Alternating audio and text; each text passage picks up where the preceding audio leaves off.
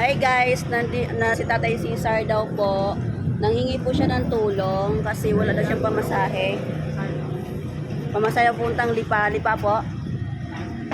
Nasa Balibago siya ngayon. So nakita niya ako, nasabi niya sa akin. Sabi niya sa akin baka meron akong kunting pamasahe kay Tatay. Ano pangalan niyo po, Tay? Ha? Ano pangalan niyo po? Boy. Pangalan niyo po? Boy. Boy?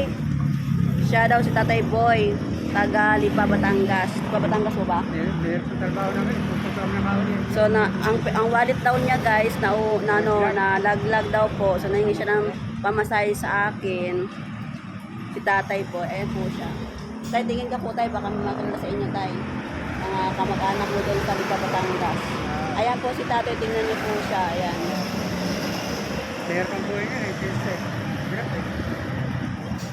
So wait lang po. Wait lang.